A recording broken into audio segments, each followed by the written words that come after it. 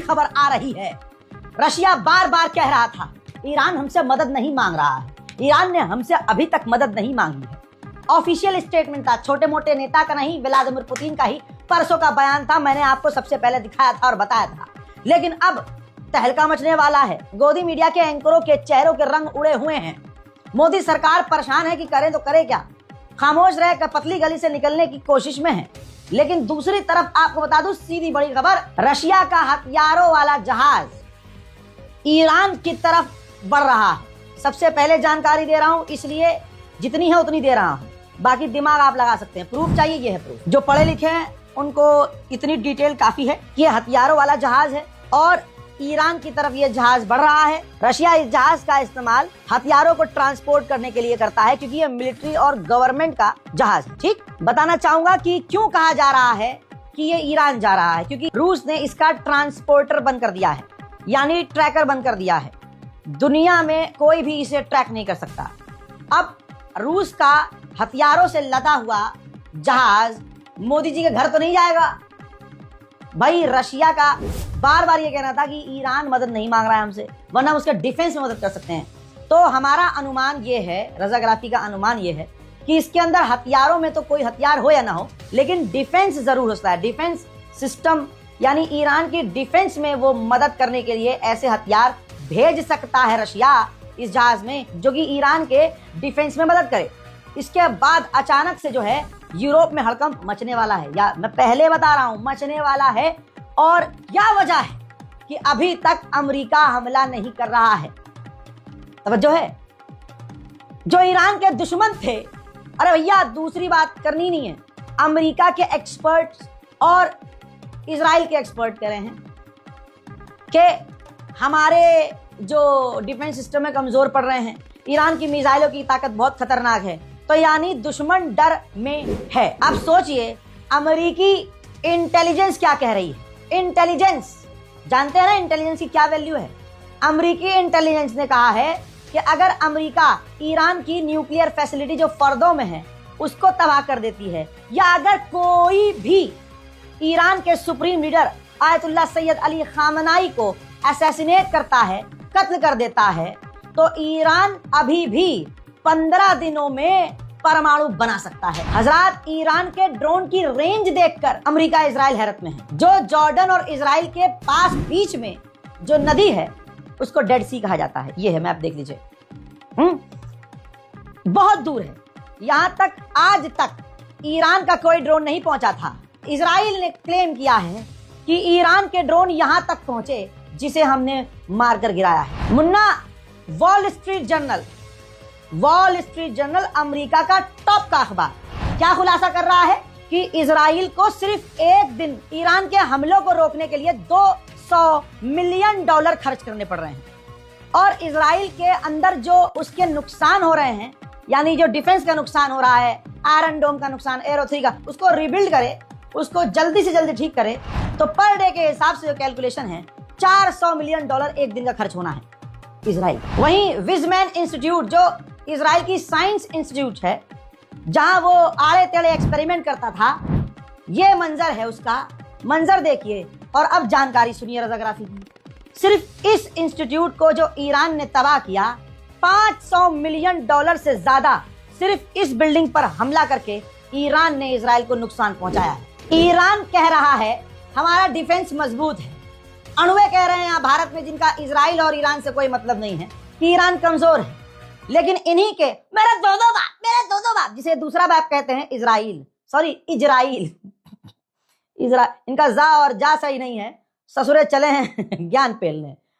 वो खुद इजराइल कह रहा है कि पहले हम 90% ईरान की मिसाइलों को रोक पा रहे थे, अब हम 65% ही रोक पा रहे हैं।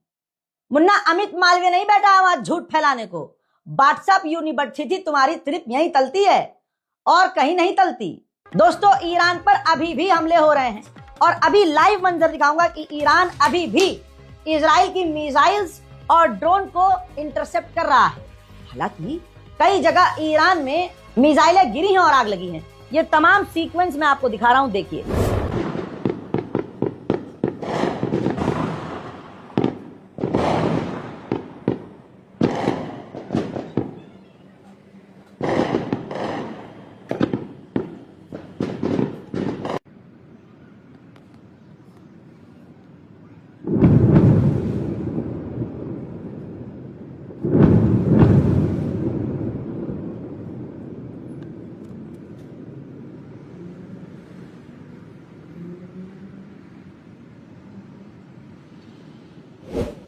जंग के दौरान इजराइल ने खुलासा किया कि इसी बीच हमने एक ऑपरेशन नार्निया लॉन्च किया और इस ऑपरेशन में हमने ईरान के एक बड़े परमाणु वैज्ञानिक को कत्ल किया है ईरान में, अपने स्पेशल और नए तरीके के हथियार। अमेरिका जहां कल तक कह रहा था हमला कर दो, ट्रम्प ने कहा था कर दो हमला, एक बार फिर से बातचीत करने की कोशिश कर रहा है अमेरिका। रिपोर्ट आपके सामने है जिसमें अमेरिका ईरान को प्रेशर में लेगा कि 0 यूरेनियम, यानी यूरेनियम बनाना बंद कर दे, हम सब सही कर दे। ब्रिटेन के विदेश मंत्री ने कहा कि ये 2 हफ्ते जो ट्रम्प कह रहे हैं कि अभी हम सोच रहे हैं क्या करना है क्या नहीं करना है, ये एक रास्ता है ईरान के लिए कि बातचीत करके मामले को सुलझा। क्यों? वह सफेद सुअर तो कल आदेश दे दिया था कर दो अटैक, अब कुछ चीज फट रही है क्या तुम्हारा? भैया बहुत सारी चीजें होती है जिसमें उसमें एक खास चीज होती है, वो फट रही है क्या? करो। उधर इजराइल का मानना यह है कि हमारे नाजायज बाप अमेरिका कुछ ही दिनों में जरूर हमला करें। बात वही है कि कल ट्रम्प ने आदेश दे दिया था हमले का और अब बात आ रही है कि अभी सोच रहे हैं करेंगे कब करेंगे, करेंगे पापा करेंगे, हमारे पिताजी हमला करेंगे। मोहतरम हजरात, उधर बड़ी अजीब और गरीब बात है, एज अ मुस्लिम मैं खुद दुखी हूँ, सो सॉरी टू से दिस। 600 हिंदुस्तानी छात्रों को भारत ऑपरेशन सिंधु के जरिए ईरान से जिंदा सही सलामत ले आया और लगातार मैं वीडियोस देख रहा हूं जिसमें भारत में पहुंच चुके हैं सुरक्षित छात्र, खासकर कश्मीर के ज्यादा हैं। वो भाई साहब दिल्ली उतरते ही और बड़े लंबे रूट से अच्छा पैसा खर्च हुआ है भारत सरकार का कि उनको पहले आर्मीनिया लेके गए, वहां की राजधानी से फ्लाई किया उन्होंने दोहा के लिए, फिर दोहा से उनको फ्लाइट लेके यहाँ लेके आए। पैदल तो नहीं ले आए, चल तुम मुल्लो पे पैदल चलो सालो, ये तो नहीं करा। अब वहां से लेके आए फ्लाइट से दिल्ली, अब दिल्ली में जब उतरे हैं, अब जो इंटरव्यू दे रहे हैं वहां के जो माशाल्लाह जो हैं मुसलमान कश्मीरी छात्र, हम बहुत थक गए हैं, बहुत लंबा रास्ता था और अब सरकार ने यहाँ बसें लगाई हुई हैं, बसें बड़ी गंदी हैं। मौत और जिंदगी के बीच जब किसी की जान बचती है ना भाई, कैसे भी बचा किसी भी कंडीशन में। अब वहां अगर ईरान में बमबारी हो रही होती और मोदी जी एक एयरक्राफ्ट भेजते, उसकी सीट टूट रही होती, अंदर से पूरा तहस नहस होता और तुम्हारे पिछवाड़े पे मिसाइल गिर रही होती, तो आप अपने दिल से पूछिए, मुसलमान खुद सोचे, क्या उस जहाज में कोई चढ़ने से मना कर देता जब पीछे मौत आ रही है? तब कोई सीट देखता? तब कोई उस जहाज की क्वालिटी देखता? नहीं देखता ना। यहाँ भारत में आके नौटंकी शुरू हो गई, जहाज सही नहीं है, हम बहुत थके हुए हैं। एहसान कर रहे थे क्या भाई? अपने लिए पढ़ रहे थे, अपने अम्मा अब्बा के लिए पढ़ रहे थे। तवज्जो है? बुरा लगता है तो लगे, लगता है तो लगे, सीधी बात भाई। जब आपकी जान बचा ली गई, भारत के एयर स्पेस में आप आ गए, कोई माई का लाल अब आपका बाल बाका नहीं कर सकता। ये इंडिया है भाई, आ गए आप यहाँ पर, अपने वतन आप आ गए। गहरी सांस लीजिए, अल्लाह का शुक्र अदा कीजिए, गवर्नमेंट का शुक्र अदा कीजिए। नहीं, हमें तो हर चीज में कोसना है मोदी सरकार को। अबे भाई, जो बंदे ने काम बढ़िया किया, करो शुक्रिया मोदी जी को कि भाई बहुत बहुत धन्यवाद, आपसे हमारे दूसरे मसले पे है आपसे शिकायत, लेकिन आपने ये जो काम हमारे लिए किया, बहुत बहुत शुक्रिया। लेकिन समझ में नहीं आ रहा भाई साहब, जितने आ रहे हैं ईरान से सब बस अच्छी नहीं है। हाँ, वो लगवाएं तुम्हारे लिए स्पेशल वंदे भारत ट्रेन चलाओ। इसके लिए भाई आप 1 महीना रुको, दिल्ली में एक नया ट्रैक बिछाया जाएगा और वो अंडरग्राउंड ट्रेन चलाई जाएगी, सीधा आप कश्मीर की वादियों में बाहर निकलोगे। फिर सब कुछ ठीक होने के बाद फिर भारत को किनार करके तुम विदेश जाओगे पढ़ने के लिए। एहसान कर रहे हैं ना भारत पे, हिंदुस्तान अपने मुल्क पे एहसान कर रहे हैं ईरान जाके पढ़ाई करके। वहां जाएंगे पढ़ाई के लिए, शादी कर लेंगे, बच्चे हो जाएंगे भाई, 1 साल 2 साल 5 साल 10 साल, भाई 30-40 साल से वहां पड़े हुए हैं। यहाँ अम्मा मर गई, अब्बा मर गया, खानदान मर गया, खानदान के बच्चों की शादियां हो गई, यहाँ जनाजे उठ रहे हैं, किसी की मैयत हो रही है, किसी की मतलब ईरान में मजा रहा है। अब वहां मिसाइल गिर रही है, धमाके हो रहे हैं, तो भाग के भारत आ रहा है, फिर बुराई करनी है कि हाँ जी बस अच्छी नहीं जी, सीट अच्छी नहीं जी, हमें स्लीपर नहीं दी। अरे भाई ये सोचो जान बच गई आपकी। अब अल्लाह अल्लाह करते हुए, अल्लाह का शुक्र अदा करते हुए नाशुक्री मत करो यार, अपने वतन पहुंचो, अपने माँ बाप से मिलो भाई। जी जहाज की टिकट जी 90,000 रुपए की है, अब कैसे जरूरी है जहाज से जाना? भाई जान बच गई, बहुत बड़ी बात है। नहीं, बुराई करनी है हर चीज में। फिर उसके बाद सुनिए, मेरे दिल में एक सवाल आ रहा था अभी, हालांकि हम 7 दिन से तो आप देख रहे हैं कि हम सो नहीं पा रहे हैं, कंडीशन बड़ी खराब है भाई साहब, आंखों में पानी डाल डाल के, आंखों में ऐसा कर पानी भर भर के यूट्यूब पर वीडियो देख रहे हैं कि भाई हम किस तरह से देर तक जागे। हमारा डॉक्टर हमें कह रहा है मर जाओगे सो जाओ। ऐसी कंडीशन में 5 मिनट के लिए अगर बैठा तो मेरे दिमाग में आया कि यार बड़ी अजीब बात है। ये कहते हैं, खास लोग कहते हैं कि ईरान, मतलब यहां भारत में ऐसे बहुत लोग हैं, जैसे फिलिस्तीन के लिए हम कहा करते थे कि अगर हमें मौका मिलता तो हम फिलिस्तीन के लिए लड़ते, फिलिस्तीन जाकर। अभी भी हिंदुस्तान में ऐसे हजारों मुसलमान मिलेंगे जिनका जज्बा यह है कि हम गजा जाने को तैयार हैं, मोदी सरकार हमें इजाजत दे हम गाजा जाएंगे। तवज्जो है, दिल से समझिएगा, दिमाग से नहीं। अब जो ये ईरान से भाग कर आए हैं अपनी जान बचाकर, जिन्हें भारत बचा कर लेके आया है, तवज्जो है, खुद नहीं आ पाए, इंडिया लेके आया उन्हें यहां। अब उनसे एक सवाल है, कल तक आप भी कह रहे थे हमारे रहबर मुअज्जम हमें अगर हुक्म दे तो हम यहां से लड़ेंगे, हम ईरान जाएंगे, हम ये इराक जाएंगे और ये करेंगे। तो ईरान को इस मुश्किल घड़ी में छोड़ के आ क्यों रहे हो? क्यों आ रहे हो भाई? रहो ईरान में, दो ईरान का साथ। मोबिलाइजेशन होगा तो फौज में भर्ती हो ना, बुरा लग रहा, बहुत बुरा लग रहा होगा। ये एक सवाल है भाई, क्यों आ रहे हो फिर? अम्मी अब्बू है हमारे, क्यों? तुम्हारे लिए जिससे तुम्हें मोहब्बत है, ईरान से तुम्हारे मोहब्बत है, माशाल्लाह आपके जो रहबर हैं, आपकी जो मोहब्बत है रहबर से, उसमें कोई शक नहीं है मुझे। लेकिन सवाल ये है कि भाई आप फिर भाग क्यों रहे हो? ईरान छोड़ मत आओ, वहीं रहो भाई। और यही अब अंधभक्त कह रहे हैं, और उनका कहना बनता भी है। जब आप आगे भारत में गवर्नमेंट भाई बच के आ गया अल्हम्दुलिल्लाह, हम देख रहे हैं आपके चेहरों पर थकान है, मानते हैं मेरे भाई मेरी बहन, मानते हैं आपके चेहरे पर थकान है, लेकिन जख्म नहीं है, इसलिए हम खुश हैं। आपको खरोच नहीं आई, परवरदिगार की कसम हमें खुशी है इस बात की। आपको को ठंडक मिल रही है कि हमारे भाई बहन वापस आ गए।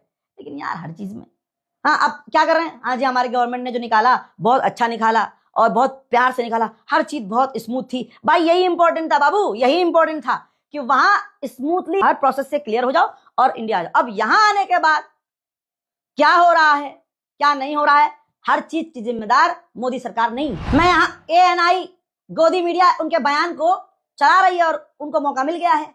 हालांकि वो स्टूडेंट डबल खेल रहे हैं, शुरू में तारीफ कर रहे हैं, हाँ जी हमें वहां से बहुत बढ़िया निकाला, बहुत बढ़िया लेके आया, सुकून था, ये था, बस हम थक गए हैं। भाई वो थकना,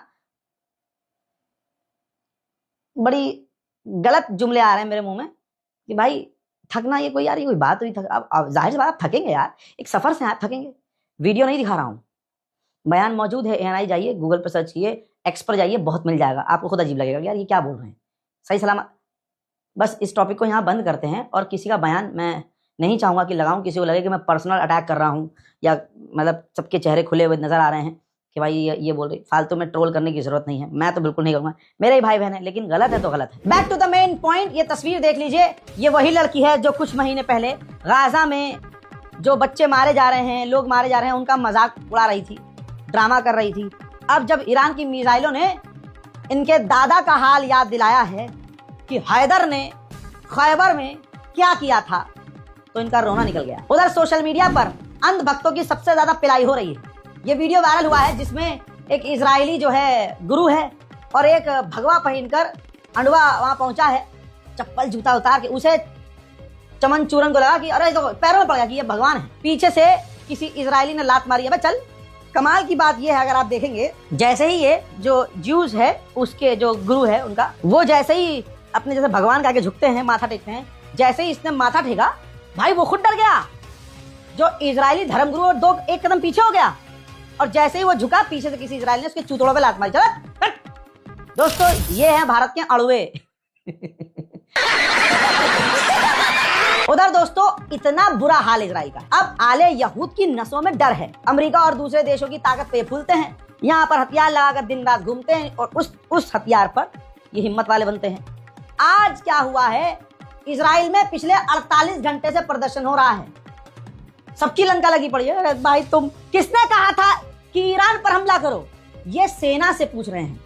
वहां की यहूदी जनता अपने सैनिकों का विरोध कर रही है। किसने कहा था ईरान पर हमला करने को? देखो ईरान ने हमारा हाल क्या कर दिया, ये सब तुम्हारी वजह से।